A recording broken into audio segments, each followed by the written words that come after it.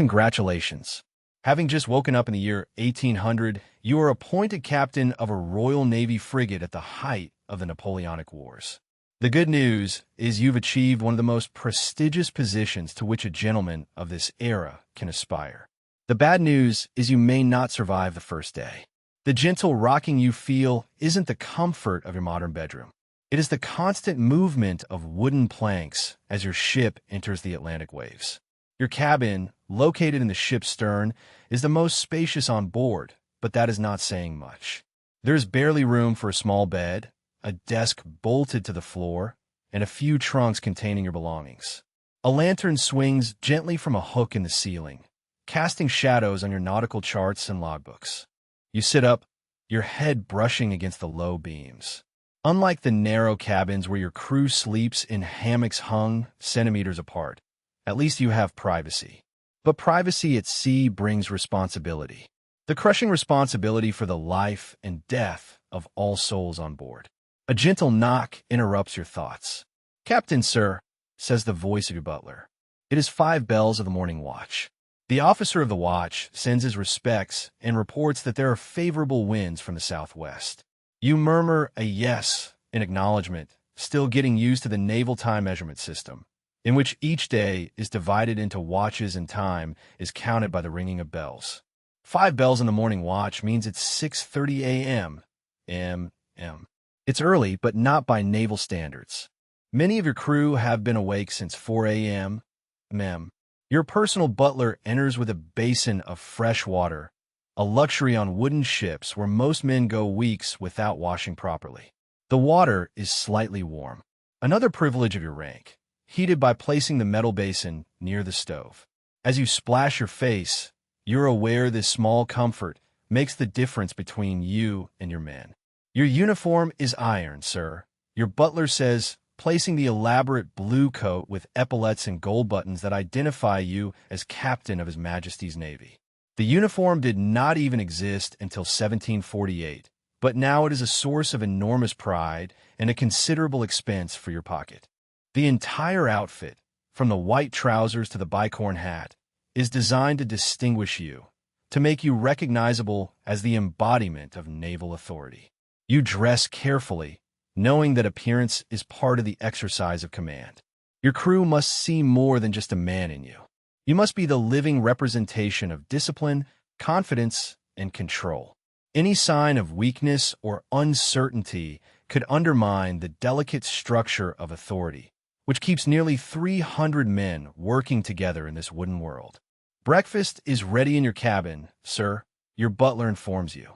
The cooks have managed to get fresh eggs this morning. Another luxury. While your men break their fast with burgoo, a porridge of oats boiled in water, or ship biscuits softened in coffee made with burnt bread, you dine on eggs from the few chickens that are raised in chicken coops on deck. Your table is set with porcelain dishes and silver cutlery, which you have brought on board at your expense. The contrast between your table and the crew's rudimentary wooden trenches could not be starker. While you eat, your first mate joins you to discuss the day's affairs. Unlike common sailors, who receive their pay months or years late, you and your officers are gentlemen with means, or at least the appearance of it. Many officers serve at half pay when not actively employed, struggling to maintain the lifestyle their position demands. If the wind holds, we should reach the blockade station by noon, sir, your first mate informs you. The purser reports that there are sufficient provisions for 3 months at sea, but the water in the forward barrels is already beginning to sour. Water, one of your most precious resources and a constant concern. Stored in wooden barrels, it stagnates and becomes contaminated quickly. In a matter of weeks, your crew will be drinking green water teeming with algae and tiny beings visible to the naked eye. It is one reason why the daily ration of rum is so important. Mixed with water like grog, it makes the disgusting liquid somewhat more palatable. Very well, Mr. Harrison, you respond, adopting the formal tone expected of a captain when addressing officers. I'll be on deck shortly. You leave your cabin in the light of dawn. You immediately feel all eyes turn toward you. The quarterdeck, your domain, falls silent when the officer of the watch shouts, "Captain on deck." You respond to the greeting with a nod. careful to maintain the perfect balance between confidence and seriousness. If it is too friendly, discipline suffers. If it is too severe, morale plummets. The delicate art of command is your most important obligation. The good news is that your ship is a powerful 38-gun frigate, elegant and fast compared to heavy warships. The bad news is that you are responsible for every inch of it, from the state of the sails to the cleanliness of the bow. And, unlike modern military commanders, you have financed much of its equipment from your own pocket. All hands to stations to set sail. The boatswain shouts as you give the order. The organized chaos that follows is a testament to the rigid hierarchy and training of the crew. Men climb the rope ladders to the yards, high above the deck, with ease and skill. Others pull on ropes thicker than a man's wrist, muscles straining as the canvases unfurl against the blue sky. You observe everything with a critical eye. A captain who does not understand all aspects of his vessel's operation is a burden. You need to know when the sailors are neglecting the handling of the royal sails, when the gunners take too long to prepare the cannons, when the helmsman allows the ship to deviate a few degrees from course, and all while you calculate how much water the ship consumes per day, how long the salt meat will last before it goes rancid, even for the hardened stomachs of your crew. What is the rate of disease among your men? And how will that affect your ability to fight? If you encounter an enemy ship, the ship leans slightly as the wind fills its sails and gains speed. The sensation never fails to stir something in your soul. The pure euphoria of mastering nature's power through human ingenuity and coordinated effort. But you cannot afford to be distracted by the romanticism of navigation. There is a Spanish merchant on the horizon, and your duty is clear. As captain of His Majesty's Navy during the war with France and Spain, you are expected to capture enemy ships. It is not just a patriotic service. It is your way to make a fortune. To your stations, you order, and the drummer sends the men to battle stations with a rhythmic roll. The artillery crews gather next to their weapons. The powder monkeys, often children as young as 10 years old, prepare to carry cartridges from the powder magazine. And the elite shooters climb to their positions in the crow's nests. The good news is that the loot from the captured ships can make you rich beyond your dreams. The bad news is that you must risk your ship, your crew, and your life to get it. As your ship approaches the merchant, you face your first test of command. The Spanish ship is not striking its flag. Instead, gun ports are opening along its side. It is not a merchant, but a camouflaged frigate with more cannons than your own ship. To starboard, quickly, you shout, realizing that you've been set a trap. Prepare the port battery. The ship rights itself drastically as the helmsman turns the rudder, changing course to bring your cannons in a firing range. The men grab onto what they can to stay on their feet as the deck tilts beneath them. In the controlled chaos that follows, you must project absolute calm and confidence, even as your mind calculates at full speed the wind, distance, and firepower. You have been at sea for less than a day and are already fighting for your life. This is the reality of command in the age of sail. Constant vigilance, split-second decisions, and the weight of hundreds of lives that depend on your judgment. Staying on hold, say, waiting for the perfect moment when your weapons will have the greatest effect. The moment is critical. If you shoot too soon, your shots will fall short or hit with little force. If you wait too long, you will give the enemy the advantage of the first shot. And this is just the first of the many decisions you will make today. Decisions about navigation, discipline, and allocation of limited resources. You will arbitrate disputes between your officers. You will inspect the ship in search of cleanliness and order. You will review the accounts of the coffers, and you will plan your course through waters patrolled by the enemy. A captain of the Royal Navy is not just a sailor. He is a commander, an administrator, a judge, a navigator, a strategist, and a diplomat, all in one. The good news is that success brings glory, wealth, and promotions. The bad news is that failure brings dishonor, a court-martial, or death. While your gunners are ready, faces tense, and waiting for your order, you feel the full weight of authority on your shoulders. This moment, with lives at stake, separates those who can command from those who cannot. Take a deep breath, steady your voice, and prepare to give the order that will unleash hell. But the truth is that you would not have gotten this far long before reaching the captain's cabin. The brutal process of becoming a naval officer would have shattered most modern people. Starting as a midshipman at just 12 years old, you would have endured years of harsh discipline, dangerous conditions, and rigorous training. You would have learned to navigate by the stars, identify dozens of types of knots and sails, and understand the complex mathematics of artillery and ballistics. You would have developed the ability to sleep in short bursts, eat any available provision, however unappetizing, and maintain your authority even when exhausted or sick. Let us take the case of Thomas Cochrane, a Scottish naval captain whose exploits during the Napoleonic Wars became legend. In 1800, Cochrane received command of HMS Speedy, a small sloop with only 14 small cannons. Instead of considering this an insult or limitation, Cochrane turned his seemingly insignificant vessel into a nightmare for French and Spanish shipping. In a particularly daring action, Cochrane attacked the Spanish frigate Xebec El Gamo, a ship more than 3 times larger than the Speedy and with more than 6 times its firepower. Instead of retreating in the face of this disadvantage, Cochrane employed a brilliant stratagem, hoisting the American flag to approach and then launching a devastating close-range attack before boarding with his crew, far inferior in number. How did he prepare his men for this seemingly suicidal assault? He ordered them to blacken their faces with soot to look more terrifying. Psychological warfare in its most primitive form. The Spanish, faced with these demonically looking figures and plunged into confusion when Cochrane ordered his flags lowered, handed over a ship that, by right, should have annihilated the small Speedy. In the space of 13 months in command of this small ship, Cochrane captured or destroyed 53 enemy ships, an almost inconceivable record of success that earned him the nickname Sea Wolf, bestowed by Napoleon himself. But Cochrane's brilliance as a naval commander was overshadowed by his inability to navigate the political waters of the Admiralty.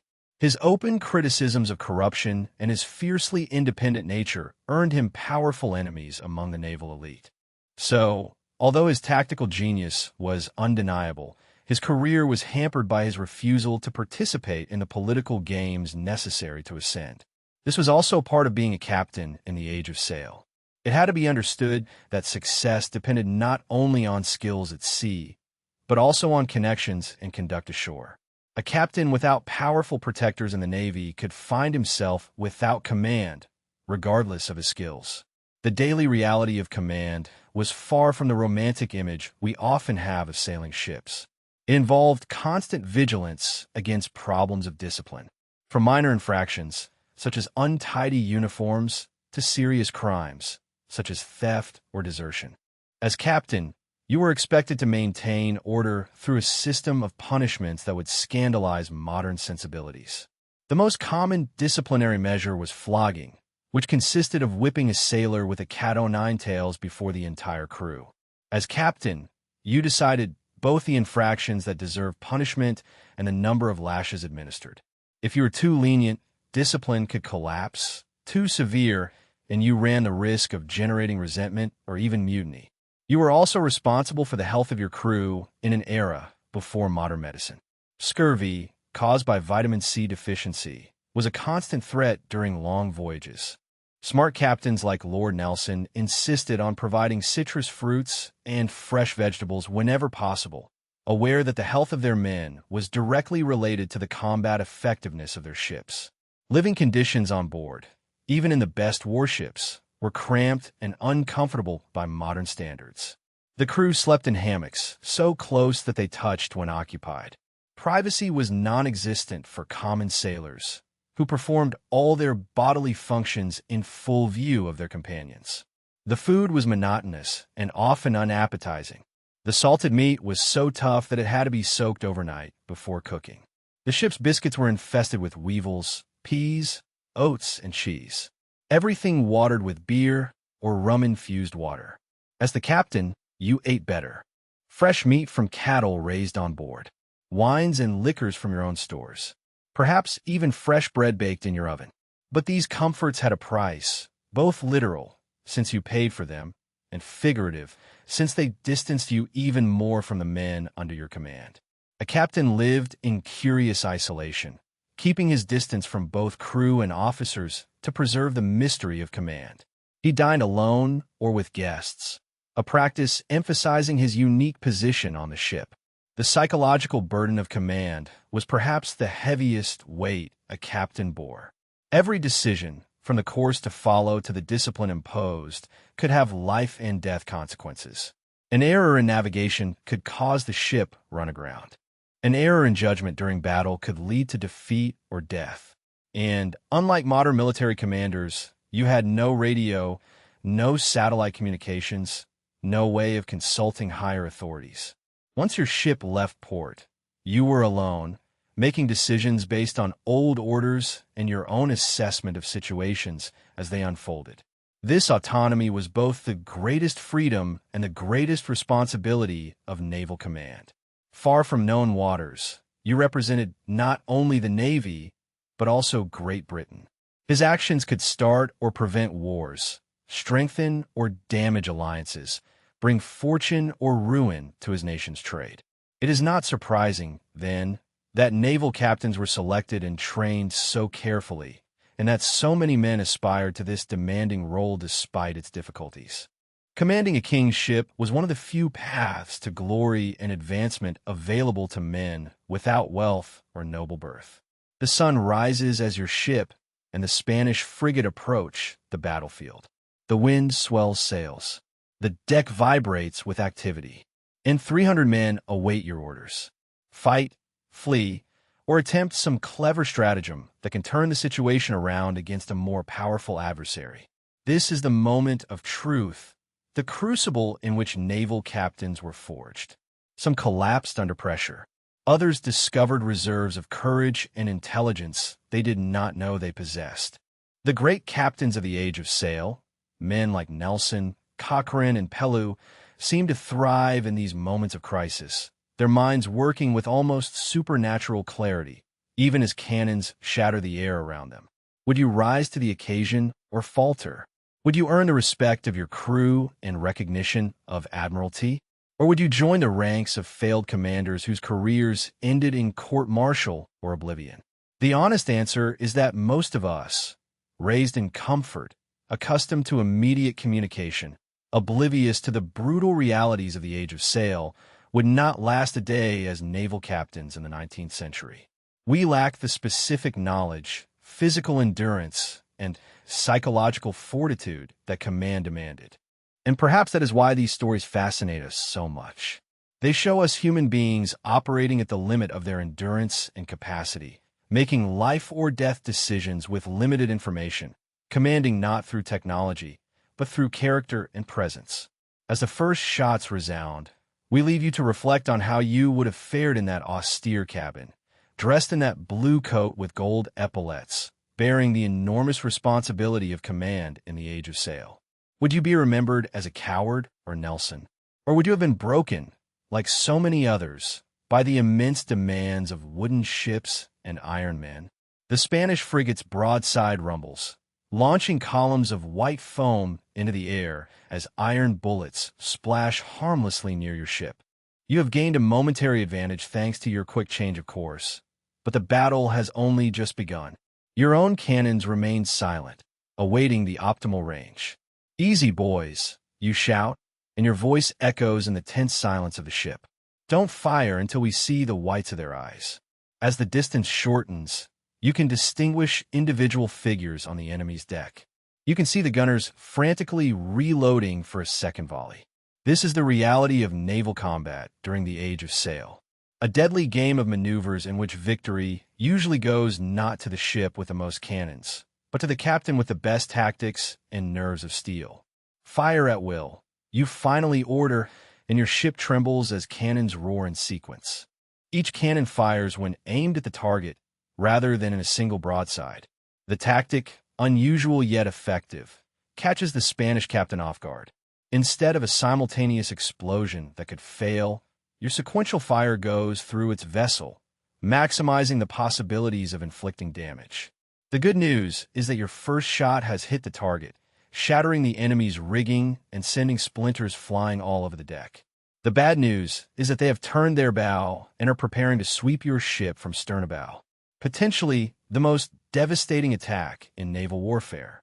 This dangerous dance of wooden vessels, each seeking advantage through position and opportune timing, defined naval battles of the era. Victory did not depend only on firepower, but on the captain's ability to be more astute and maneuver better than their opponent. Exactly the kind of brilliance that made Thomas Cochrane legendary. When Cochrane commanded the small HMS Speedy against the much larger El Gamo, he employed all the tricks of navigation and psychology. After getting close enough to negate the Spanish ship's advantage in cannon range, he placed his vessel so near the larger ship that the Spanish cannons could not lower enough to reach the Speedy's hull. Meanwhile, Cochrane's cannons were raised to sweep the Spanish deck with deadly fire. But it was not only his tactical brilliance that distinguished Cochrane. It was his understanding of the human element in war. When his men boarded the El Gamo, they faced a Spanish crew that outnumbered them almost 6-1. Cochrane's solution was for someone to cut down the Spanish flag, creating the impression among the enemy crew that their officers had surrendered. The psychological stratagem worked perfectly, plunging the Spaniards into confusion and allowing his force, far inferior in number, to secure their vessel. This type of creative thinking was essential for naval commanders, especially those assigned to smaller vessels, like Cochrane. The Royal Navy, greatly diminished by its global commitments, could not always match enemy vessels in number of cannons. Victory belonged to the captains who knew how to improvise, who understood that war had as much to do with morale and perception as firepower. Your own tactical situation becomes more desperate when the Spanish frigate manages to cross your stern. Their cannons are now in position to fire the dreaded enfilade. You prepare knowing that a single well-aimed shot could go through the entire ship, killing dozens and disabling your vessel. The roar of the cannons echoes on the water, and your world becomes smoke, splinters, and chaos. Men scream as iron tears through wood and flesh. A bullet goes through the stern gallery, filling your cabin with debris. Another impacts an artillery carriage, which is shot across the deck and crushes sailors under its weight. Damage report. You shout through the dissipating smoke, your ears ringing from the concussion of nearby impacts. 3 cannons dismounted in the starboard battery. Reports your first officer from port, his face stained with gunpowder. 12 men dead. Minor damage to the main mast, but it remains standing. We remain maneuverable, sir. The good news is that your ship has survived the crossfire without catastrophic damage. The bad news is that they are still outnumbered and facing a larger adversary like Cochrane. They will have to employ unconventional tactics to change the course of the battle. Difficult, Lord, you order. Get out of the starboard battery and prepare for close action. The Marines in the tops aim at their officers. The ship stabilizes as the helmsman turns the rudder, placing his vessel next to the Spanish frigate at point-blank range. At this distance, even their smallest cannons can pierce the enemy hull, and the precision of Marine snipers on combat platforms high in the mast can sow chaos among the enemy command. This was also the reality of naval combat in the Age of Sail. Brutally intimate. Unlike modern warfare, which is fought on the horizon, 19th century captains fought so closely that they could see their opponents' faces and hear their orders across the water. It was personal, in a sense that few modern conflicts are, and success or failure rested directly on the captain's shoulders. The physical demands of combat were comparable only to the mental strain of command. A captain could not simply give orders and retreat to a protected command center. They remained exposed on the quarterdeck, a visible target for enemy snipers, remaining calm and projecting confidence even as death flew around them. Many captains, including Nelson himself, bore the scars of this exposed position. Nelson lost an arm and an eye in 2 separate engagements before finally falling to a French sniper's bullet at Trafalgar. However, tradition and practical necessity demanded that captains remain visible to their crews during battle. His mere presence was a reference point for morale. Your Marines begin shooting down the Spanish officers. The roar of muskets contrasts with the deep rumble of cannons. Your artillerymen work with skill and efficiency.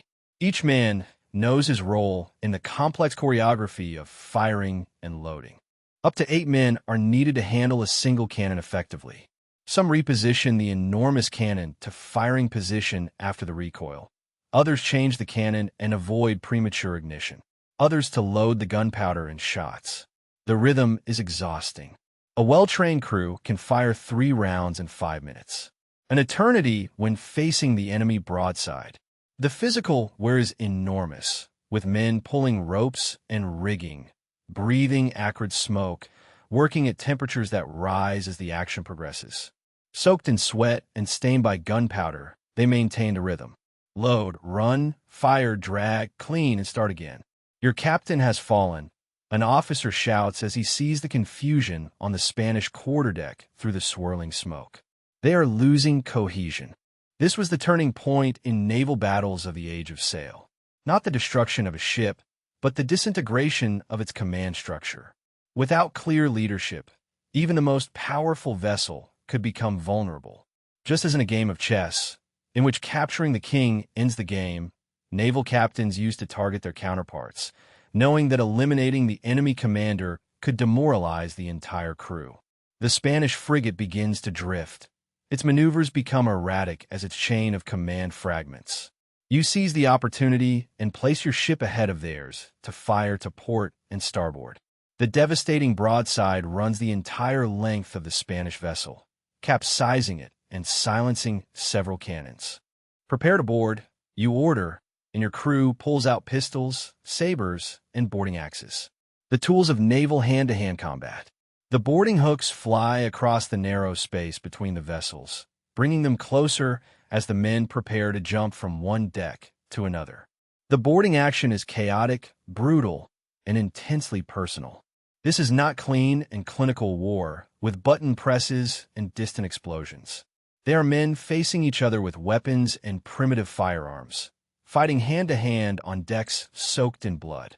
The sound is a hellish cacophony of screams, clashes of steel, and sporadic pistol shots. You lead from the vanguard, as is expected of a captain of this era. Your sword shines as you lead your men to key positions on the enemy's ship. The responsibility weighs on you at every step, not only for victory, but for the lives of your men who follow you in this whirlwind. In a matter of minutes, the Spanish crew falters. Their resistance crumbles without coordinated leadership.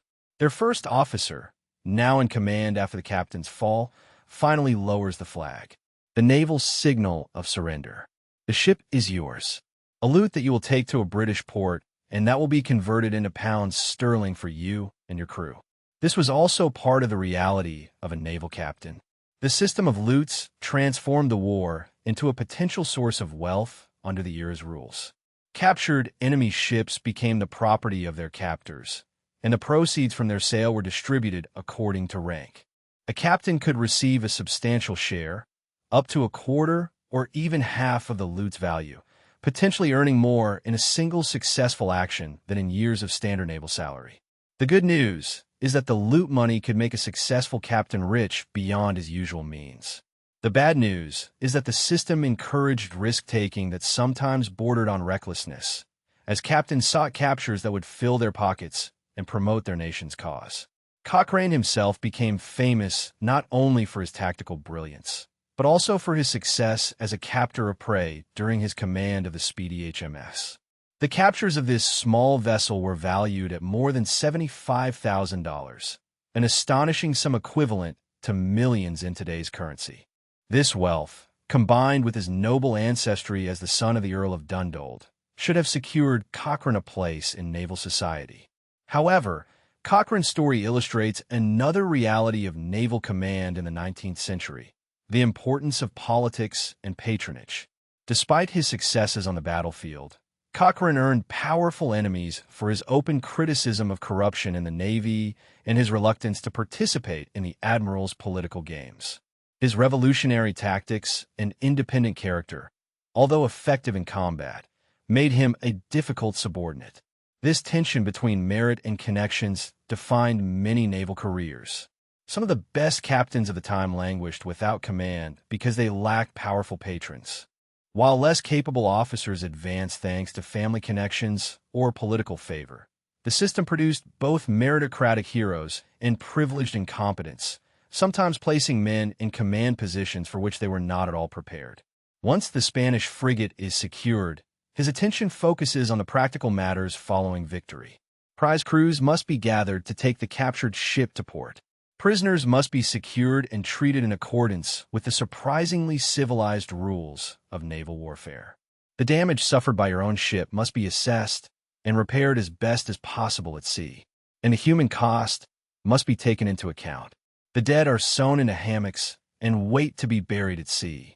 The wounded are cared for in the narrow and primitive infirmary of the ship. As captain, you must write letters to the families of the deceased, a duty that weighs perhaps more than any other aspect of command. The ship's surgeon works below deck. His instruments are rudimentary by modern standards. Bone saws, probes, forceps, everything is used without anesthesia beyond rum or brandy. Amputations are common and performed quickly to prevent death from infection, and amputated limbs are unceremoniously thrown into the sea through the open gun ports. Even in victory, a captain faces difficult decisions. The captured ship needs a crew to sail to port, which means you must divide your own workforce. If too many men are transferred to the captured ship, it leaves your vessel understaffed. Too few men means the risk of losing the valuable loot when trying to recover the items. There is also the question of the prisoners. Traditionally, officers paroled with their word of honor not to escape. Common sailors can take refuge in any safe space they find. The Articles of War and the traditions of naval combat dictate humane treatment, but practicality often intervenes when it comes to dozens or even hundreds of captives in vessels already crowded with their own crews. "We have captured 23 prisoners, sir," reports his first lieutenant, including 2 officers. The Spanish surgeon is attending to his wounded alongside ours. This cooperation between enemy medical personnel was a civilized aspect of naval warfare. Surgeons cared for the wounded regardless of their nationality and were generally considered non-combatants by both sides. "Very well," you respond. "Have our carpenter assess whether the ship is seaworthy. If it can reach Gibraltar, I will assign Lieutenant Murray and 20 men to bring her in." This decision, dividing your crew, carries significant risk. Your own ship will be left undermanned, making it potentially vulnerable if you encounter another enemy ship. But the money from the loot of a frigate could make the difference between a life of modest naval service and one of economic independence, both for you and your men. Beyond immediate tactical concerns, you face the strategic question of your next move. Admiralty's orders, delivered weeks ago before you sailed, instructed you to disrupt enemy shipping along the Spanish coast with an important victory achieved. Do you continue with your patrol or escort your valuable loot to a safe place? Unlike modern commanders, who have instant communication with headquarters, you must make this decision alone, weighing the national interest against the well-being of your crew and the security of your capture. This autonomy, the famous captain's discretion, was both a burden and a freedom for naval officers of the time. Cochrane's own career demonstrated the ambivalent nature of this independence. His aggressive interpretation of orders led him to spectacular successes that favored British interests, but also contributed to his conflicts with superior officers who preferred more cautious approaches. It is when his removal, when he later served Chile and Brazil in their struggles for independence. His tactical brilliance was accompanied by a willingness to take strategic initiatives that sometimes exceeded his formal authority. As the sun begins to set, bathing the remains of the battle in golden light, you make a decision. The loot will be taken to Gibraltar with a reduced crew, while your own ship continues its mission along the coast. It is a calculated risk, but in keeping with the bold spirit of the Royal Navy in this era. The night brings with it a tradition that is observed throughout the fleet: the distribution of the daily ration of rum. Each sailor receives his tot diluted in water to create grog. The ritual dates back to 1655 and would continue until 1970, a constant throughout centuries of naval evolution. For many sailors, this moment, marked by the call of the boatswain and the cry of "spirits up," was the high point of the day, a brief respite from the hardships and monotony of naval life. As captain, you are not part of this communal ritual. You have your own supply of alcoholic beverages in your cabin, another sign of the separation between you and your crew. This separation extended to nearly every aspect of life on board. While your men ate at common tables, often sitting on the deck itself, you dined at a proper table in your cabin, served by your butler with porcelain tableware instead of wooden bowls. Your food, although based on the same naval provisions, was supplemented by private stores, wines, preserves, perhaps even fresh bread baked in your own oven. Even your relationship to time was different from that of your crew. Common sailors structured their days around their watches. 4-hour periods of service, followed by 4 hours of rest, a system that prevented a regular sleep schedule. As captain, you did not keep regular watches. Instead, you remained on duty at all hours, but could rest when circumstances permitted. That night, in your cabin, reviewing reports and planning the next day's operations by the light of a hanging lantern, you embodied the peculiar isolation of command. Although surrounded by hundreds of men in a world of wood that barely extends 100 meters from bow to stern, you are fundamentally alone with your decisions and their consequences. This loneliness was perhaps the most difficult aspect of command for many naval captains. Even relationships with officers were necessarily limited by the demands of discipline and the need to maintain the mystique of authority. The captain who became too familiar with his subordinates ran the risk of undermining the hierarchy that maintained the proper functioning of the ship. Some captains compensated with pets, cats to control the ship's rat population, or dogs to keep them company. Others developed eccentric habits or interests to fill the lonely hours. Nelson was known for his detailed diaries and correspondence. Others became naturalists, artists, or amateur writers during long voyages. Cochrane himself stood out for his technical interests, constantly experimenting with innovations in naval warfare. He was one of the first advocates of the use of rockets and chemical weapons, which he called stink vessels, and would later help pioneer steam propulsion. This inventive spirit, along with his tactical creativity, made him an effective commander and a difficult subordinate in a navy that often resisted change. As you prepare to sleep in your narrow bunk, the ship sways gently beneath you. The sounds of the night watch move silently above. Tomorrow brings new challenges. Navigating unknown coasts, managing scarce supplies, maintaining discipline among men who have just tasted victory and the promise of loot. The good news is that you have demonstrated your command ability under enemy fire, obtaining an important victory against a superior force. The bad news is that the demands of leadership never cease. Each day brings new decisions, new risks, and the constant weight of responsibility for lives and the mission. This was the reality of naval command in the age of sail.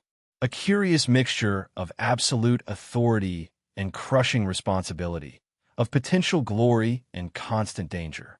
A unique combination of technical skill, physical courage, and psychological resilience was required that few possessed in its entirety. Captains like Thomas Cochrane became legends not only for their victories, but for embodying this rare combination of qualities. When Cochrane took the HMS Speedy against the El Gamo, a vessel with more than 6 times its firepower, he demonstrated not only bravery, but also the kind of calculated audacity that defined the best commanders of the era. Victory almost did not happen. When the Speedy first encountered the El Gamo, Cochrane immediately recognized the danger. Instead of embarking on a hopeless conventional battle, he employed a brilliant deception. Hoisting an American flag, he approached as if it were a neutral ship to buy time until he was close enough to attack effectively. When the inevitable battle began, Cochrane placed his small vessel in the blind spot of the larger ship, too close for the Spanish cannons to lower enough to reach the Speedy's hull. It was not merely a clever maneuver. It was a demonstration of absolute mastery of naval tactics and the physical capabilities of wooden warships. The boarding action that followed demonstrated Cochrane's knowledge of psychology and war, with his men outnumbered by more than 5 to 1. He He had them blacken their faces with gunpowder to appear more terrifying, a primitive form of psychological warfare. Then, in the middle of the chaotic hand-to-hand combat, he ordered the Spanish flag lowered, which sowed confusion among the defenders who did not know if their officers had surrendered. These tactics, innovative, unconventional, and brilliantly executed, exemplified what made some captains legendary, while others were merely competent. Cochrane's willingness to break with convention when necessary and improvise solutions to seemingly impossible problems distinguished him even in an era of exceptional naval leadership. However, his story also illustrates limits to brilliance without political insight. Despite his successes on the battlefield, Cochrane's career in the Royal Navy was repeatedly hampered by conflicts with authority. His open criticisms of corruption, his refusal to follow orders that he considered foolish, and his independent character earned him enemies in an institution that valued conformity along with competence. This tension between the need for initiative in combat and obedience in the chain of command defined many naval careers. The ideal captain was expected to show audacity and independence facing the enemy, but also perfect submission to the orders, often obsolete or impractical, of his superiors hundreds of kilometers away. The dawn breaks with the cry of "sails to the mast" that rouses you from a restless dream. You have barely rested 4 hours, but the demands of command leave little room for personal comfort.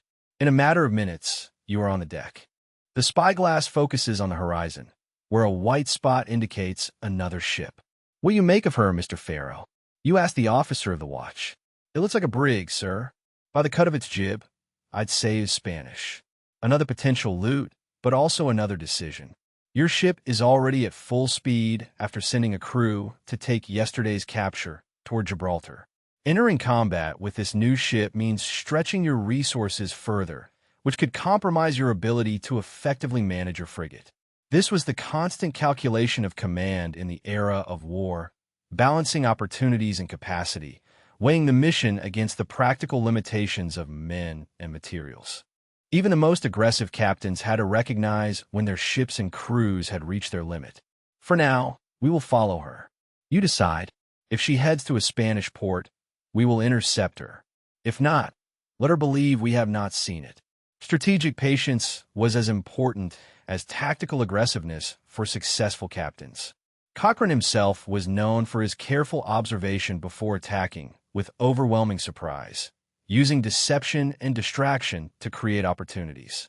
Your ship goes into pursuit mode, keeping its distance while keeping the Spanish brig in sight. Below deck, the rhythm of naval life continues. The watches are changed, meals are served, and the endless work of keeping a wooden ship at sea occupies the entire crew. The operation of a warship in the age of sail required constant attention. Unlike modern ships, with their mechanical systems and automated controls, everything aboard your ship depends on human skill and strength. The sails must be constantly trimmed to adapt to changes in wind. The hull requires periodic inspection for leaks and damage. The rigging stretches and wears, so it needs continuous adjustment and repair. "Captain, sir," your bosun approaches, respectfully tilting his hat. "With your permission, I would like to drill the men on the pumps this morning." This mundane request highlights another constant concern: keeping the ship dry, as all wooden vessels leak to a greater or lesser extent, with the joints between the planks opening slightly as the ship sails in rough seas. The bilge pumps, operated by teams of men working in shifts, are the only things standing between your command and a slow, inexorable sinking. "Very well, Mr. Stevens. Continue." As he walks away to organize the pumping teams, you focus your attention on another vital aspect of naval command. Without GPS, radar, or even reliable nautical charts, plotting a course through often hostile waters demanded extraordinary skill and constant attention. Your main tools are the compass, the sextant, the chronometer, and the lead line. With these simple instruments, supplemented by experience and dead reckoning, you must determine your position and plot a course that avoids hazards while intercepting your target. The margin for error is minimal. A miscalculation of just a few degrees when setting the course could mean missing an appointment or running aground on an unmapped sandbar. The loss of the HMS Association and 3 other ships of Admiral Shovel's fleet in 1707, with more than 1,400 men drowned due to navigational errors, is a grim reminder of what can happen when a ship's position is miscalculated. This navigation challenge was one that Cochrane mastered exceptionally well. His ability to maneuver precisely in unknown and dangerous waters gave him tactical advantages that other captains could not match. When commanding the HMS Pallas off the French coast in 1806, he repeatedly used his superior knowledge of local waters to ambush French vessels in their own territory, capturing multiple ships in daring raids up the Gironde estuary. Towards noon, the weather begins changing. Dark clouds gather on the horizon, and the sea takes on a somber tone that experienced sailors recognize as warning. A storm is brewing. Another test of your skills as commander. Mr. Harrison, a storm is approaching. Inform your first officer at port. Secure everything for heavy seas and have the guard prepared to lower sails. Storms posed multiple threats to sailing ships. Not only the obvious dangers of high waves and strong winds, but also the risk of collision and reduced visibility, the stress on the masts and rigging that could lead to catastrophic failures, and the challenge of maintaining course when landmarks and astronomical navigation become impossible. As captain, your decisions in the face of approaching bad weather could mean the difference between safely weathering the storm or losing your vessel. If you carry too many sails, you run the risk of sudden gusts breaking masts like twigs. If you reduce sail too much, you could lose maneuverability precisely when you most need it. The good news is that your training and experience have prepared you for such challenges. The bad news is that nature is still unpredictable and unforgiving of any mistake. The Spanish brigantine is changing course, sir, reports your officer of watch. It looks like he's heading for shelter in the bay ahead. This poses both an opportunity and risk. Following the brigantine into an unknown bay could allow you to capture it as it seeks shelter from storm. However, entering unknown waters with a gale approaching could easily cause your ship to be pushed against rocks or reefs. Mr. Stevens, what do you think of that bay? He asked his boatswain. The officer responsible for navigation. It is not mapped in detail, sir, he replies with caution. General nautical charts show it as relatively open, but there may be hidden dangers. With the wind changing, we could get trapped if we go in too deep. Another decision with incomplete information. The daily reality of command in age of sail. Modern captains have radar to detect obstacles, sounders to warn of shallow water, and engines to move their vessels from danger. You only have your judgment and the wind. We will follow her, but we will keep our distance off the coast. You decide. Let the sounders continue to take measurements continuously. The sounders, sailors in charge of measuring the depth by throwing weighted lines marked with depth indicators, become your eyes under waves, shouting the depths as your ship enters bay. Their trained voices rise above the increasing wind as they reach the 5 mark, which indicates 5 fathoms or 30 feet of water under keel. The Spanish brigantine ahead of you is clearly struggling with worsening conditions. His crew rushes to reduce sails as the wind intensifies. Your ship, better handled and with a more experienced crew, maintains control more effectively, shortening the distance between you. This was another element that differentiated great captains from the merely competent, the ability to operate effectively in adverse conditions. Nelson's victory at Copenhagen was due in part to his willingness to navigate dangerous, shallow waters that the Danes believed would protect their fleet. Cochrane repeatedly used bad weather to his advantage, attacking when enemies least expected it. As your ship approaches the Spanish vessel, now clearly visible through the rain, you see confusion on its deck. His captain, less experienced or simply overwhelmed by the combination of weather and pursuit, has allowed his ship to approach the leeward coast dangerously, in the direction wind is blowing. He is in the bay, sir. Observe your first officer gravely. If his captain does not change course soon, he will end up run aground. Running aground was a terrifying situation for any vessel caught between an approaching storm and a coast with few escape options. The captain of the Spanish brigantine now faced an impossible choice. Risk capsizing by turning directly into the wind to escape the bay, or continue on its current course and almost certainly be swept ashore. As you watch, planning the best way to capture the vessel, the moral dimension of command imposes. They are enemies according to declarations by kings and parliaments, but also fellow sailors facing imminent destruction. Order them to surrender now. If they lower their flag, we could try to help them before they are lost. This combination of military objective and humanitarian consideration characterized the best naval officers of that time. Although their main duty was to defeat the enemy, there was an unwritten code among sailors, a recognition that all who sailed faced common dangers transcending national enmities. Cochrane himself demonstrated this dual nature throughout his long career. Fierce in combat, he nevertheless showed remarkable concern for his own men and for defeated enemies. After capturing the Spanish brig El Gamo in his famous action aboard HMS Speedy, he released many captured Spanish sailors instead of confining them in the narrow hold of a small ship, an act both practical and humanitarian one. The signal flags are hoisted on your mast, visible even through the heavy rain, a demand to surrender that is also an offer of salvation. For a few tense minutes, there is no response from the Spanish brig. Then, as it straightens dramatically with a strong gust, she lowers her colors. They have sunk it, your midshipman confirms. Put us to windward, you order now. We will try to rescue the crew before she runs aground. This rescue operation in increasingly adverse conditions is a new test of command and skill. Bringing the frigate close enough to the brig to transfer personnel without colliding or running aground requires precise maneuvering and steady nerves. The operation that follows is a test of your crew's skill and discipline. Small boats are incredibly dangerous in these conditions, so you must bring the ships close enough together that they almost touch, enough for the men to jump, but without damaging each other in the swell.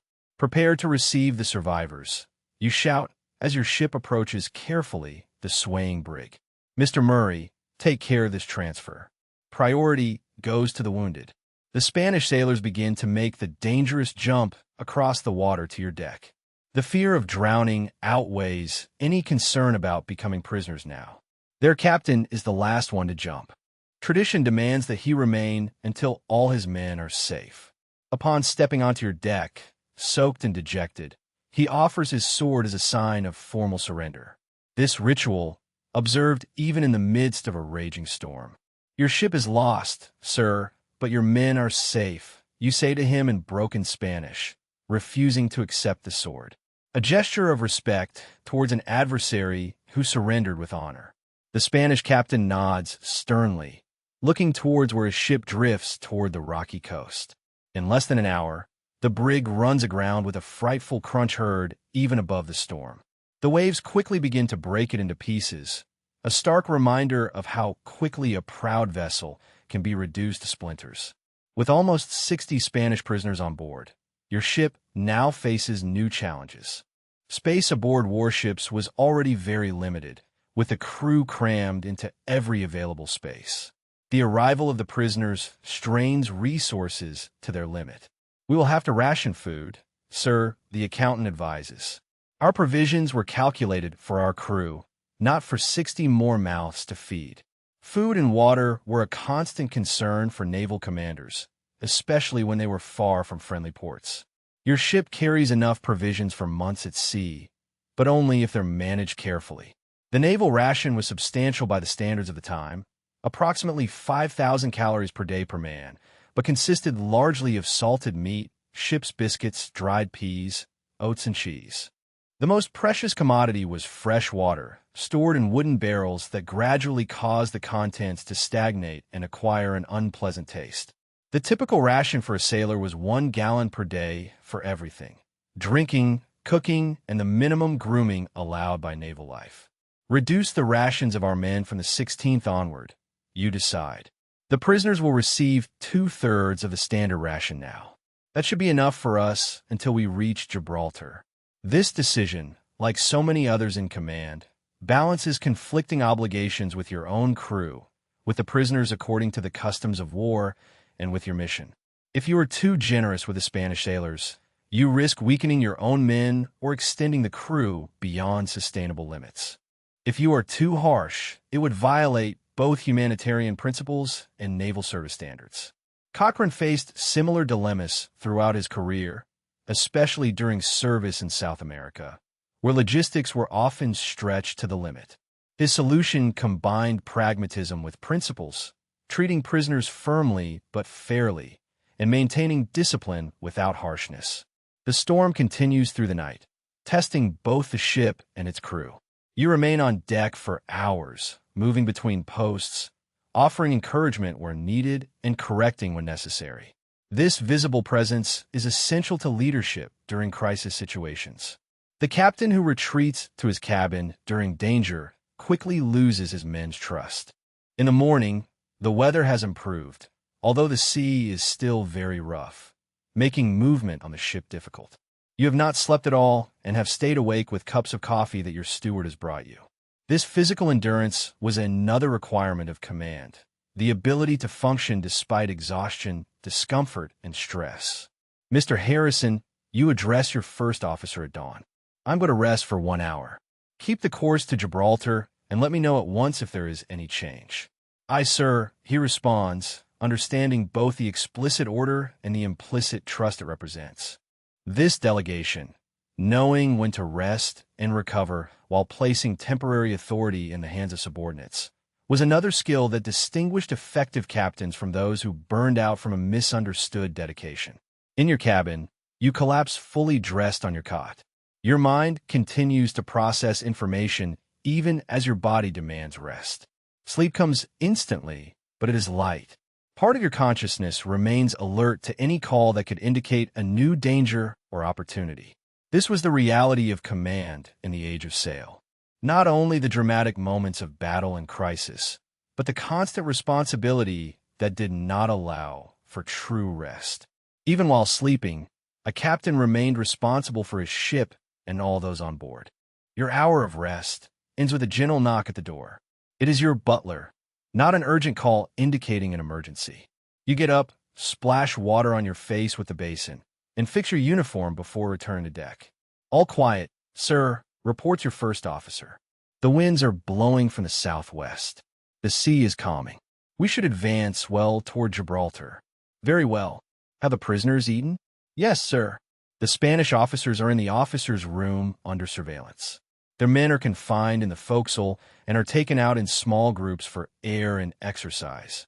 This arrangement, separating officers from common sailors, reflected the rigid class distinctions of that time.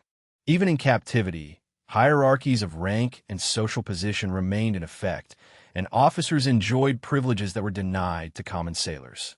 As your ship continues its journey toward Gibraltar, you focus on another vital aspect of command, the health of your crew. The ship's surgeon approaches with his daily report. A litany of injuries, illnesses, and concerns that require your attention, if not always your direct intervention. We have 3 men with a fever, sir, he reports. It's nothing serious yet, but I'm watching them closely. 5 injured by yesterday's action and the storm. 1 serious. A broken arm when Williams was thrown against an artillery cart. I have splinted it, but he will not be fit to return to service for some weeks. Diseases were a greater threat to naval crews than enemy actions, as scurvy, typhus, and various fevers took more lives than cannons or sabers. The attention the captain paid to hygiene, ventilation, and diet could make all the difference between a healthy crew and one decimated by disease. Cochrane paid particular attention to these issues. Aware that his small crews could not afford the losses that larger ships could absorb, he insisted on cleanliness, ventilation of the lower decks, and supplementing naval rations with fresh food when possible. His ships consistently maintained better health records than his contemporaries, which contributed to his superior combat effectiveness. Keep watching for cases of fever, you order.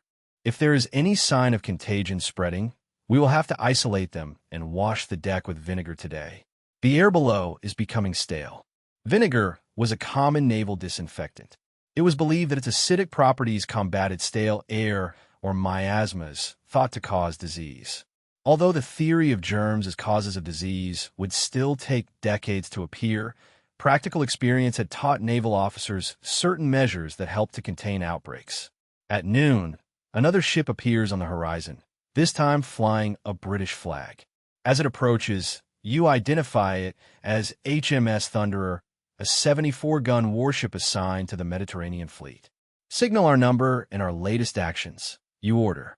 The flags are raised to inform the approaching warship of your identity and that you have engaged in combat with enemy ships. This encounter highlights the isolation of naval command at the time. For days, or even weeks, your ship can operate completely independently, without communication with higher authorities or other friendly ships. Then, suddenly, you may encounter a superior officer who can approve or revoke your decisions, promote or dismiss you, praise or condemn your actions. Cochrane experienced this uncertainty often throughout his career. His aggressive actions often yielded spectacular results, but sometimes exceeded his formal orders, leaving him vulnerable to criticism from more conservative superiors.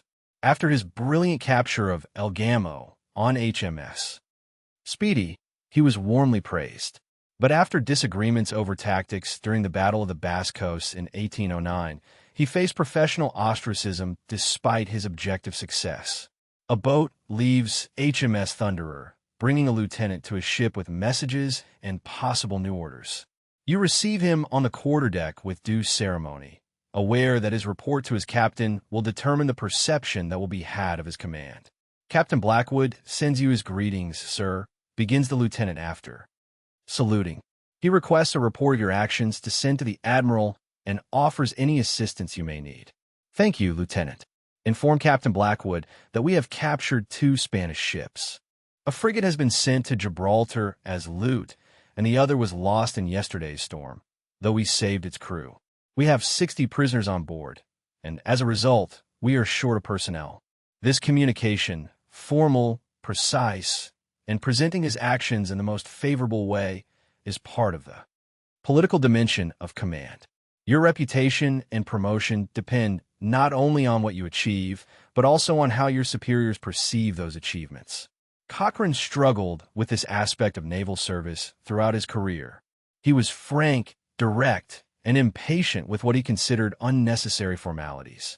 He often earned the antipathy of officers whose support he needed to advance.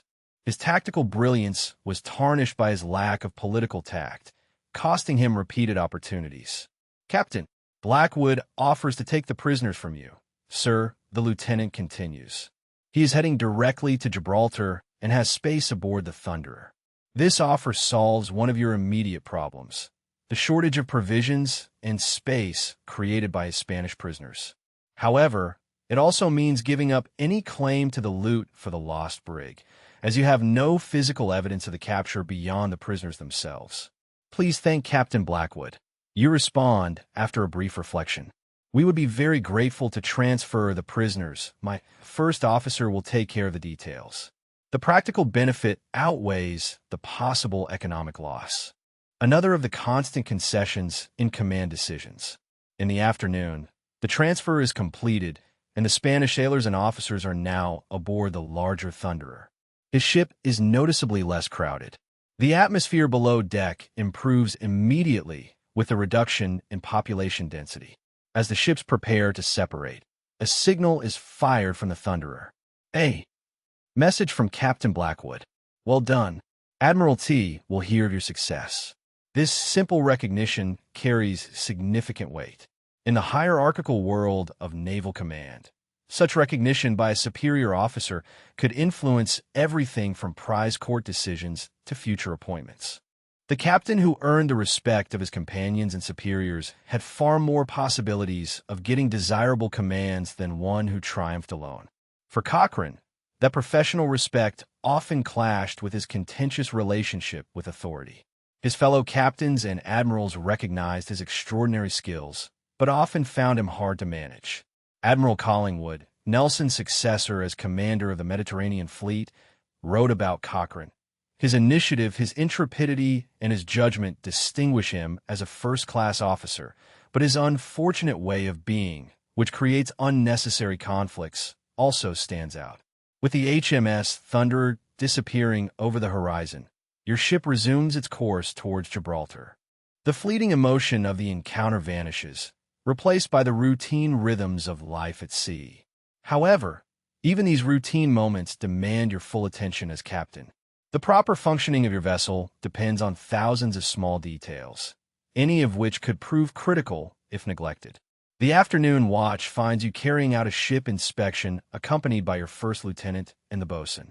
This habitual ritual has multiple purposes: to guarantee the physical state of your crew, to demonstrate your attention to the details before the crew, and to reinforce the constant standards that are expected in His Majesty's Navy.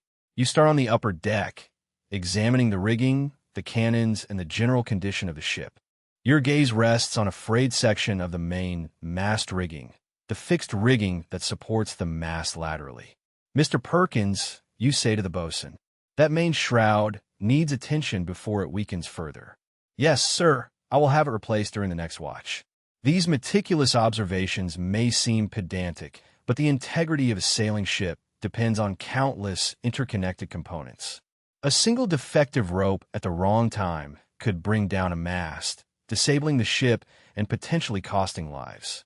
The captain who overlooked such details invited disaster. The inspection continues below deck, where conditions become increasingly cramped and airless. The gun deck, where many of the crew sleep in hammocks hung between the cannons, shows signs of the recent action. There are marks and dents on the wooden deck, and a persistent smell of gunpowder despite efforts to ventilate the space. "Tomorrow clean the deck again with stones," he orders, referring to the practice of scrubbing the wooden decks with blocks of sandstone to maintain cleanliness, and that the open ports be doubled when weather permits. Ventilation was a constant concern on wooden warships. Without artificial air circulation, the lower decks quickly heated up, became damp, and smelled foul due to the presence of hundreds of men in confined spaces. Diseases spread rapidly in such conditions, which could devastate a crew more effectively than enemy action. The orlop deck, the lowest complete deck of the ship, located below the waterline, presents an even greater challenge for inspection. It is dark, even in daylight. Lanterns are needed to navigate. It houses the ship's surgeon in his narrow infirmary, along with various warehouses and functional areas. The surgeon rises from beside a patient as you enter. "Captain," he greets with the informality that medical officers usually show.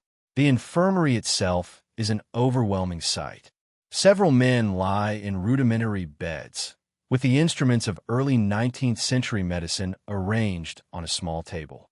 Bone saws, tourniquets, probes, and forceps. "How is Williams?" You ask about the sailor with a broken arm. "As well as can be expected, sir. The bone has been set correctly, but it will need at least 6 weeks before he can return to duty." This injury, minor by the standards of naval warfare, nevertheless represents a significant loss to the crew. Each man removed from service temporarily or permanently increases the burden on those who remain. These accumulated losses can disable a ship, even if it is technically still operational.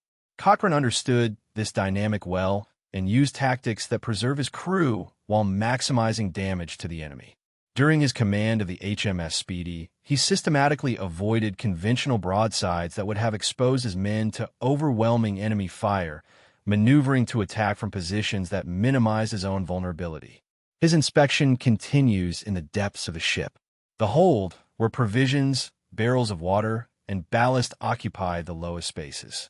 Here, the air is noticeably more fetid, with the smell of bilge water, the stagnant mixture that inevitably accumulates in the lowest points of a wooden ship, adding to the general miasma. "The bilge pumps were put into operation this morning, sir," reports your first officer of the watch. Anticipating your concern, 6 inches have been recorded throughout the ship. 6 inches of bilge water is acceptable, a constant reality in wooden ships, which leak to a greater or lesser extent at all times. Regular operation of the pumps prevents water from accumulating to dangerous levels. But the smell continues to be a constant companion of those who go into the depths of a ship. When going up again to the upper deck, grateful for the fresh air and sunlight, you remember another aspect of command: the physical separation between the captain and crew. While the common sailors spend most of their lives in the narrow and dark conditions below, you enjoy the relative space and light of the poop deck and your cabin. This separation is both practical and symbolic, since it reinforces the hierarchical structure on which naval operations depend. The day continues with another fundamental ritual in life on board: punishment. A young sailor has been caught sleeping at his post during the previous night's watch. It is a serious fault that cannot remain without punishment. As captain, you act as judge and, in effect, executioner, determining both guilt and the adequate punishment. Peterson, he addresses the nervous sailor who appears before you on the poop deck. He was found asleep at his post while on watch. Do you deny this accusation? No, sir, he responds, knowing that denying it would only worsen his situation. Do you understand the gravity of this infraction? In times of war, a man asleep at his post puts the whole ship in danger. Yes, sir. I ask you for forgiveness, sir. It will not happen again. Now comes the difficult part of the command: determining a punishment severe enough to maintain the discipline without breaking the morale nor losing a potentially valuable sailor for an excessive harshness. The Articles of War that govern naval discipline technically allow execution for this crime in time of war. However, most captains reserve such extreme measures for the most serious cases of negligence, mutiny, or desertion. 6 lashes that, after a brief deliberation, will be administered right now. It is a light punishment according to the standards of the time. Some captains could order 2 or 3 dozen lashes for the same crime. His moderation reflects both the clean record of the sailor and his own philosophy of command that values the proportionality in the discipline. Cochrane himself was known for his relatively humane disciplinary practices, at least according to the standards of his time. Although he did not hesitate to punish serious infractions, he used to employ fewer and lighter physical punishments than many of his contemporaries. This approach contributed to the exceptional morale and loyalty of his crews, who performed remarkably under his command. The brief ritual of punishment follows naval tradition with precision. The crew of the ship gathers to witness the procedure, a deliberate element of naval justice that guarantees the example serves as a deterrence. The second officer of the boatswain administers the punishment with a cat o' 9 tails, a whip of multiple tails that leaves distinctive marks on its victims. Even this relatively light beating is difficult to see. The sailor's back quickly shows red marks from the lashes. However, as captain, you must not only order such punishment, but witness it without showing discomfort. The same authority that grants you the power to command includes the obligation to impose discipline through means that seem barbaric according to modern standards. After the 6th blow, he gives the order: lower him. The sailor is freed, and the ship's surgeon briefly examines his back before discharging him to return to service. Despite the physical pain, the man gives thanks quickly, recognizing what both know is a lenient sentence according to contemporary standards. Dismiss the sailors, you order, and the gathered crew returns to their tasks. The whole procedure has lasted less than 15 minutes, but its impact on discipline will last much longer. This combination of formalized punishment and relative moderation characterized the most effective naval commanders of the time. Unlike the stereotyped figure of Captain Bligh of the popular imagination, the most successful captains balanced the discipline with the justice, understanding that the crews performed better when they respected their commanders instead of simply fearing them. At the last hour of the afternoon, your ship has advanced a lot toward Gibraltar. The favorable winds allow a speed of almost 8 knots. The routine of naval life continues around you.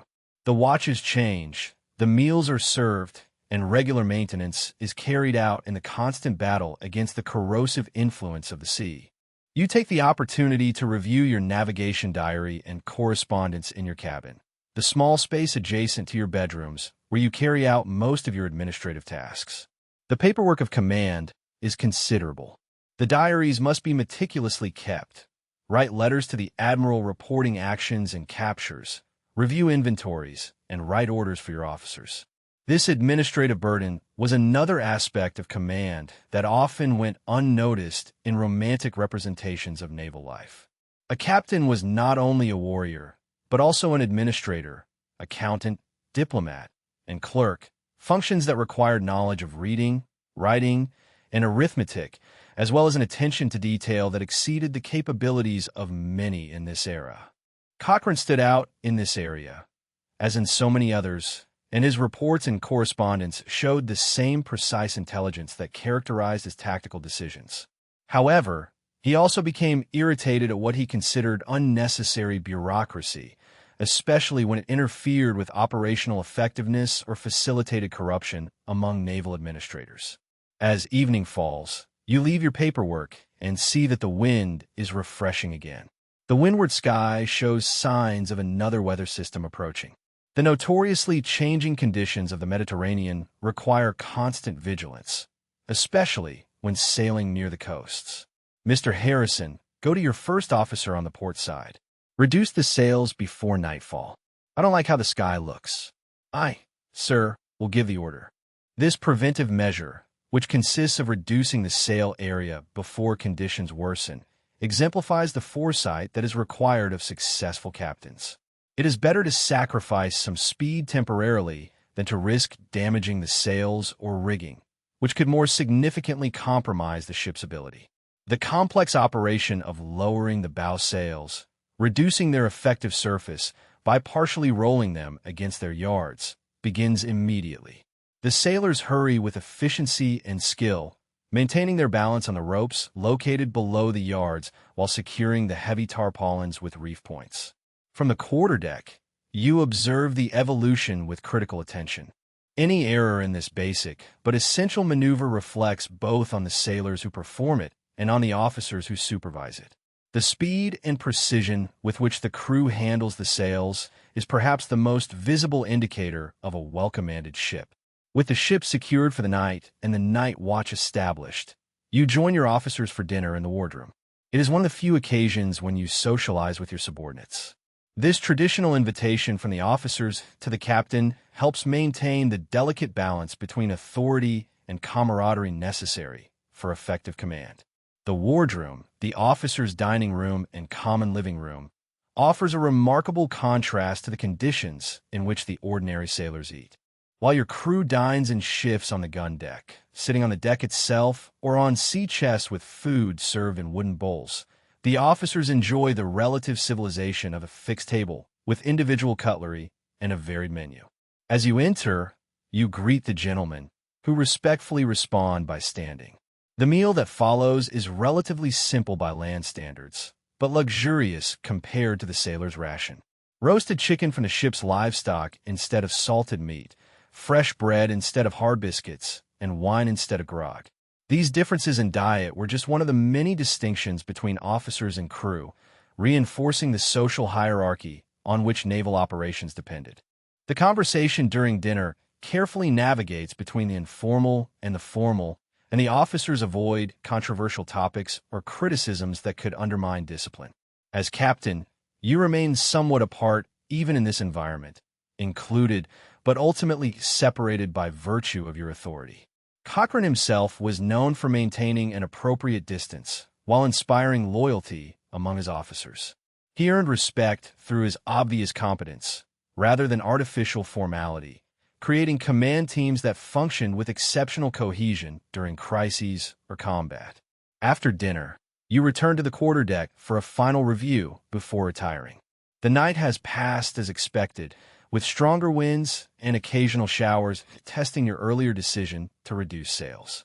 The officer of the watch presents his report and confirms that the ship continues to be well handled despite the worsening conditions. Call me if there is any significant change, you tell him. Otherwise, stay on course for Gibraltar. This last order of the day carries an implicit confidence that your officers will use their good judgment to determine what constitutes a significant change and when they should interrupt your rest. The best captains cultivated this discernment in their subordinates, creating a command structure that functioned effectively even when they were not personally directing every decision.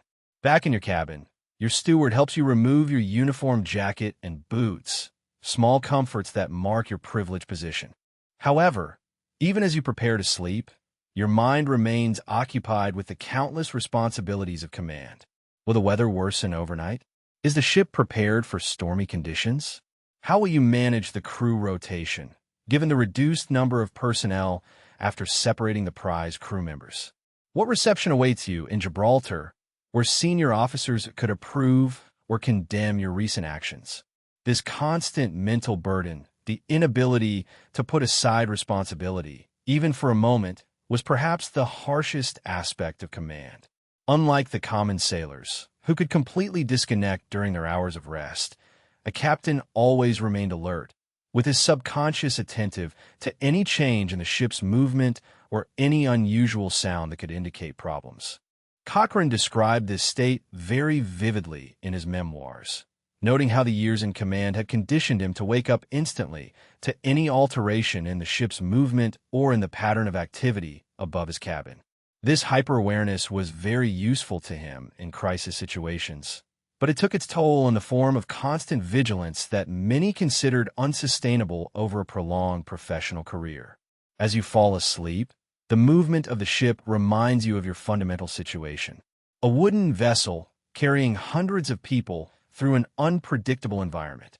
Its safety and success ultimately depend on your judgment, the soft creaking of the wood, the muffled call of the changing of the guard, the distant sound of the waves against the hull. All of this forms the lullaby of command, at the same time comforting for its familiarity and instructive for its implications. This was the paradox of naval command in the age of sail navigation. The maximum authority was united with the maximum responsibility. The power to order men into combat was balanced by the responsibility for their lives. The romanticism of the sea was tempered by its constant dangers. Few modern individuals accustomed to shared responsibility and technological guarantees could adapt to this burden. The morning arrives with better weather and a shout from the masthead that every captain longs to hear. Land ahead, south-southwest. The peninsula of Gibraltar has appeared in sight, marking the successful completion of its journey. The enormous promontory of limestone, known since antiquity as one of the Pillars of Hercules, serves as Great Britain's gateway to the Mediterranean, a vital naval base controlling access between that sea and the Atlantic Ocean. As your ship approaches, signal flags are raised from the fortress atop the rock, recognizing your vessel and directing it to its anchorage. The port bustles with maritime activity, with warships flying the white ensign of the Royal Navy, merchant ships from various nations, and smaller vessels serving this busy port. Entering the port requires careful ship handling and precise navigation. The narrow waters around Gibraltar, with their changing currents and limited room to maneuver, have claimed many ships whose captains lack skill or attention. You take command and give detailed orders to handle the sails as your ship makes its way to the designated anchorage. Set the course. You order the lowest and largest sails hoisted. Prepare to drop anchor. The process of safely anchoring a sailboat represents one of the most challenging aspects of navigation. Too much speed at the critical moment can drag the anchor or break its cable. Too little speed can leave the ship vulnerable to currents that could push it against other ships or the coast. With precision, your crew executes the complex sequence, progressively reducing the sails, placing the men on the anchor windlass, and preparing the heavy anchor for deployment. As the ship's forward movement slows to the perfect speed, you give the order. Release. The anchor sinks into the port waters with a huge splash. Its cable shoots out through the hawse hole with a thunderous roar that makes the entire ship vibrate. The ship continues to move briefly by inertia, stretching the cable until the anchor catches on the seabed. The ship trembles slightly and then stabilizes in its new position. You order everything to be secured for the port, initiating the transition from the sailing state to a slightly more relaxed posture, appropriate for a friendly port. The sails are carefully rolled up, the rigging is collected, and the appearance of the ship is adjusted to meet the high standards that are expected in an important naval base. Within minutes of your arrival, a boat approaches with an Admiralty officer. It is your official welcome to Gibraltar and the bearer of any news orders, or judgment that may await you. Captain, the young officer greets as he comes aboard. Admiral Thompson sends his greetings and requests your presence in his office as soon as possible. He is especially interested in your report on the Spanish frigate. This call to account for your actions before a superior officer represents another aspect of naval command: the constant scrutiny from superiors. Unlike modern military officers, with clear chains of command and detailed operational orders, captains of the sail era operated with broad discretion, but remained subject to judgment. Thank you, Lieutenant. Please inform the Admiral that I will arrive in an hour. As the messenger departs, you begin preparations for this meeting. Your appearance before the Admiral will influence not only his assessment of your recent actions, but also your future assignments and professional prospects. Mr. Harrison addressed the first officer on the port side. The ship is yours. I will go ashore to meet with the Admiral, prepare the ship's books for inspection, and ensure the Spanish prisoners are ready for transfer to the facilities ashore. The launch, a specialized vessel reserved for the captain, plows through the busy waters of the port of Gibraltar, propelled with precision and skill by its crew of 6 men. Sitting in the stern, dressed in your best uniform, you mentally prepare for the meeting ahead. The political dimension of naval command now awaits, an area in which victories at sea can be undermined by a poor presentation ashore. Upon disembarking at the King's Steps, the official entry point for naval officers, you are greeted with honors by the detachment of Marines on guard. The brief ceremony reminds him that his position carries not only operational authority, but also symbolic importance. At this moment, you are the physical embodiment of your ship and, in effect, a representative of the Royal Navy itself. This way, Sir indicates a midshipman assigned to escort him to the Admiral's office. Admiral Thompson is waiting for him. The walk through Gibraltar's narrow streets offers a surprising contrast to life on board. After weeks at sea, confined to the wooden world of his command, even this small British outpost seems bustling and chaotic. Civilians and military personnel mix. The market stalls are overflowing with fresh products not found at sea, and the sounds and smells of life on land assault the senses accustomed to the more limited environment of a warship. Admiral Thompson's office, in a sturdy stone building overlooking the port, presents another notable difference from his accommodation on board. The space is truly cavernous by naval standards, having high ceilings, large windows, and furnishings that would be impossible to accommodate on board even the largest ship. Captain, the Admiral greets him, rising from behind a desk covered with maps and dispatches. Welcome to Gibraltar. I understand you have had a rather eventful trip. Admiral Thompson represents the next level in the naval hierarchy. He is an officer who has risen through the same ranks as you, but has reached the privileged status of flag officer. His reception sets the tone for how Admiralty will judge your recent actions. Thank you, Admiral. You respond with appropriate deference. We have been lucky in our encounters with the enemy. Next, a detailed report is carried out, a comprehensive account of your ship's activities since sailing from port. The Admiral's questions are penetrating, inquiring not only into what he did, but also why he made certain decisions. Did you exceed your orders by pursuing enemy ships? Were your tactics appropriate for the circumstances? Did you adequately balance aggressiveness with the preservation of your command? This responsibility was constant in naval service, where captains were expected to justify their actions before superiors, who may have very different opinions on proper procedure or acceptable risk. Cochrane was often forced to defend decisions that, although they had a satisfactory outcome, violated conventional naval doctrine or exceeded the strict letter of his orders. The capture of the Spanish frigate was well executed, the Admiral acknowledges. Although facing a ship of superior strength was a considerable risk, the loss of your second prize due to bad weather is unfortunate, but understandable given the circumstances. This approval with reservations characterizes the typical approach of senior naval officers, who recognize success without going so far as to praise it unreservedly, which could encourage excessive audacity in future operations. After all, the Admiral's main concern is not individual victories, but the preservation of valuable warships and trained crews. As for your future orders, he continues, selecting a sealed document from the pile on his desk. Once your ship has been provisioned and your crew is back to full strength, you must join Captain Blackwood's squadron operating off Cadiz. Admiral T believes that the French may try to break out their fleet in Toulon in the coming months, and we are reinforcing our forces accordingly. This mission, joining a squadron under another captain's command, represents both a recognition of your skills and a reminder of your place in the hierarchy. Your independent operations have been successful enough to earn you inclusion in a significant strategic deployment. However, you are still subordinate to higher-ranking officers. Cochrane experienced this tension throughout his career. Recognized for his exceptional skills, he was frequently frustrated by the limitations imposed by superior officers whom he considered less capable or innovative. During his service under Admiral Gambier at the Battle of Basque Roads in 1809, this conflict reached its peak.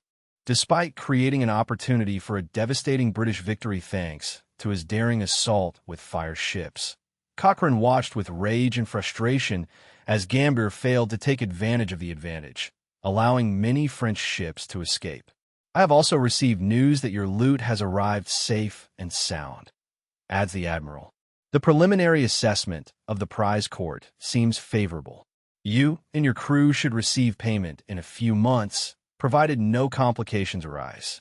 The prize system, whereby captured enemy ships were sold and the proceeds distributed among the capturing crew, constituted an important part of the potential income of naval officers. For successful captains like Cochrane, the prize money could far exceed their usual salary, which could completely transform their financial situation. Thank you, Admiral. The men will be glad to hear it. They have acted admirably in the action. Indeed, make sure they stay alert for the next mission. Intelligence suggests significant French activity in the Mediterranean. Nelson believed that they were preparing for a great naval action. The mention of Nelson, the greatest British naval hero and commander of the Mediterranean fleet, serves as a reminder of both opportunity and demand.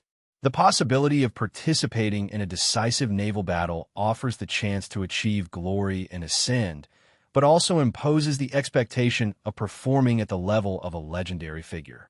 Once the formal meeting concludes, you say goodbye with the sealed orders and a clearer idea of your position in the complex network of naval strategy and politics.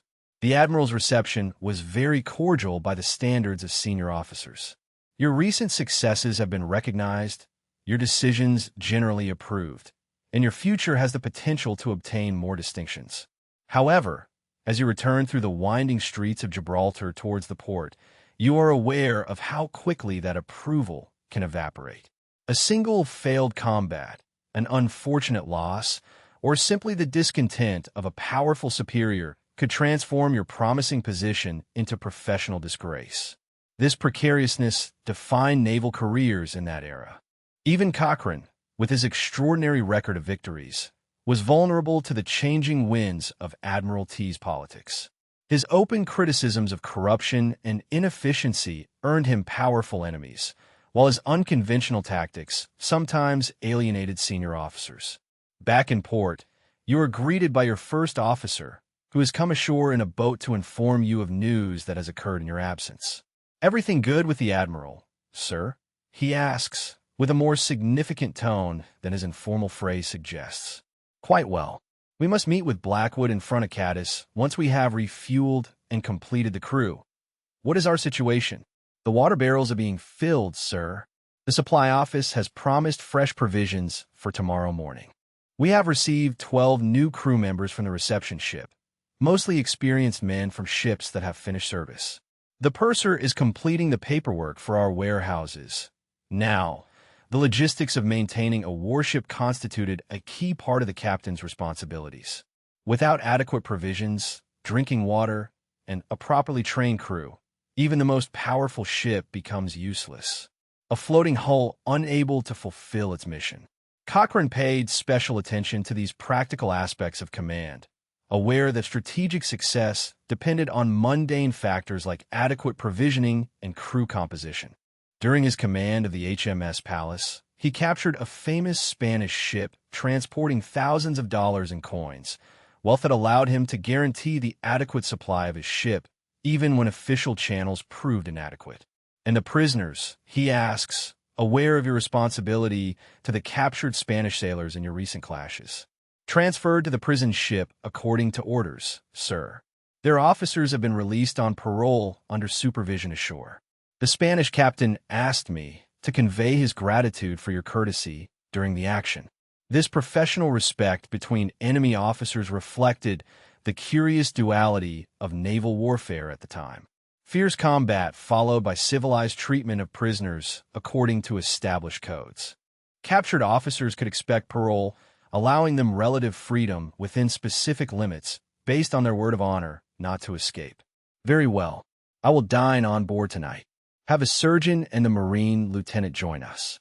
We have to discuss the new deployment. This informal invitation demonstrates another aspect of command. The selective use of social occasions to establish relationships with key officers and carry out matters in a less formal setting. The captain who achieved a balance between adequate distance and occasional accessibility usually obtained better results than those who were completely distant or inappropriately familiar. The following days pass in a whirlwind as the ship prepares for its new mission. Fresh provisions are loaded on board.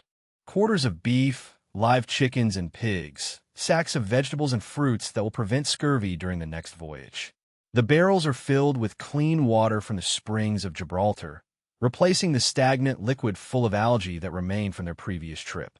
The new crew members must be integrated into the ship's company, their skills assessed, their tasks determined, and their positions established in the watch shifts.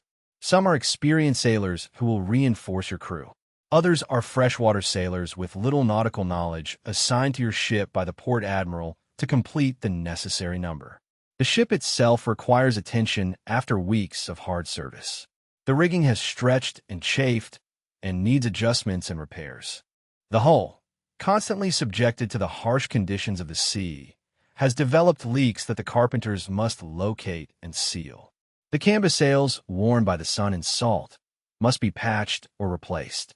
As captain, you oversee this complex restoration process, ensuring your team is ready for the challenges ahead. Your officers take care of specific aspects according to their duties. The sailors manage the repairs of the rigging. The bosun supervises the navigation equipment. The gunner takes care of weapons and ammunition, and the accountant takes care of provisions and supplies. This delegation represents another essential skill for effective command. The captain, who would try to personally direct every detail, would quickly be overwhelmed by the large volume of tasks involved in preparing a warship to set sail. Successful commanders like Cochrane understood the importance of training capable and trustworthy subordinates who could manage their departments with minimal oversight. A welcome interruption to these preparations comes in the form of the preliminary resolution of the prize court. The capture of the Spanish frigate has been deemed valid, with an estimated value that will mean a significant payment for you and your crew once the final award is completed. The distribution of this money follows strict formulas established by Admiralty. As captain, you will receive a quarter of the total, a considerable sum reflecting your ultimate responsibility in the capture. Your officers will split another quarter divided according to their rank, while the remaining half will be distributed among the ordinary sailors and Marines. In the case of valuable loot, such as a Spanish frigate, these amounts could transform lives.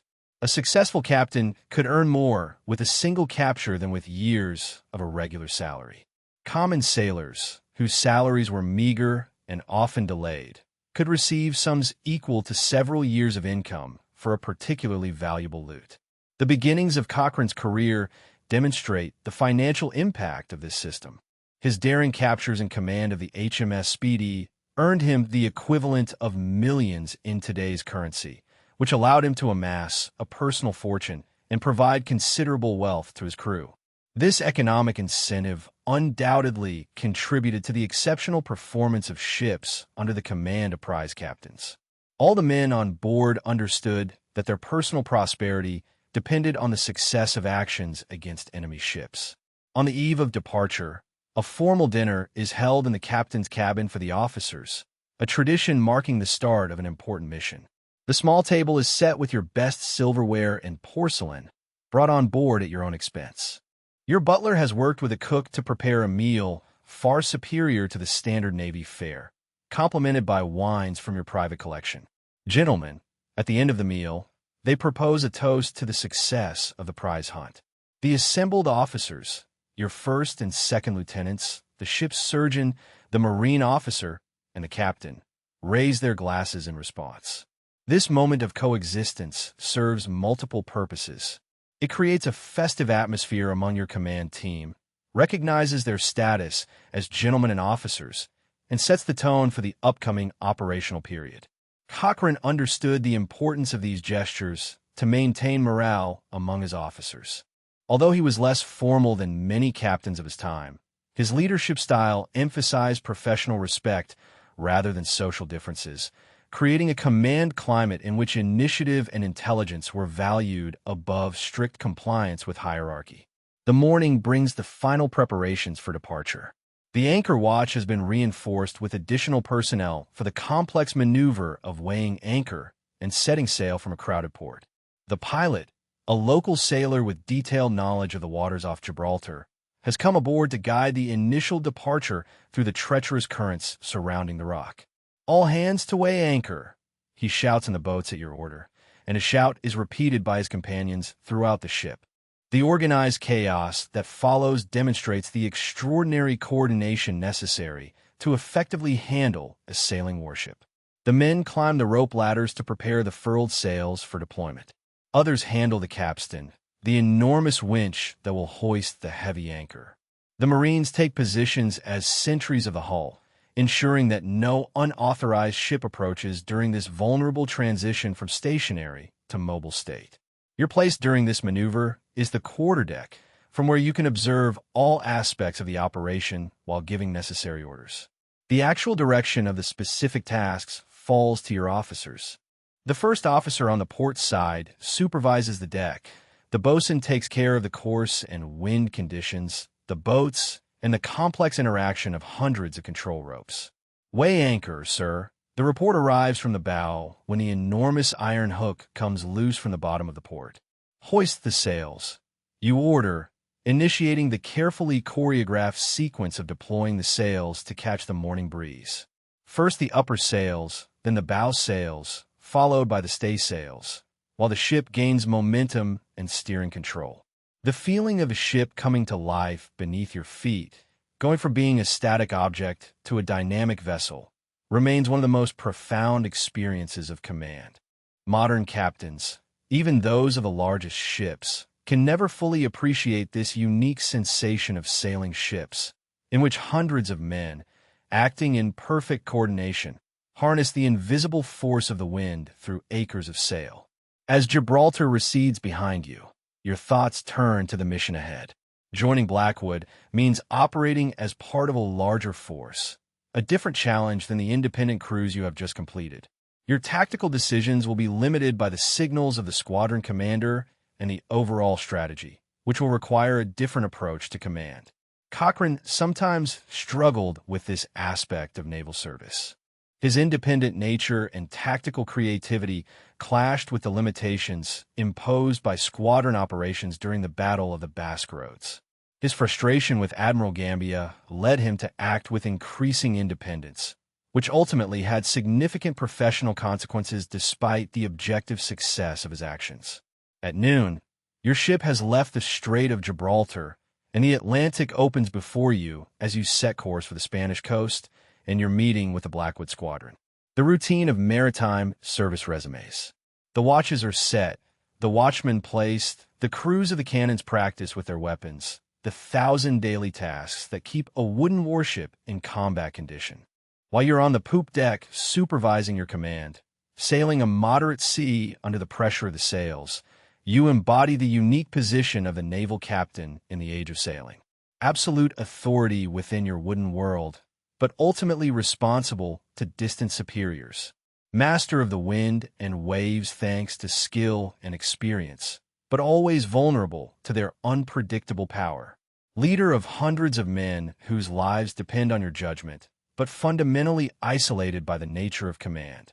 This paradoxical existence, powerful but limited, authoritarian but responsible, central but isolated, defined the captains who guided the wooden walls of Great Britain through the tumultuous wars against revolutionary and Napoleonic France.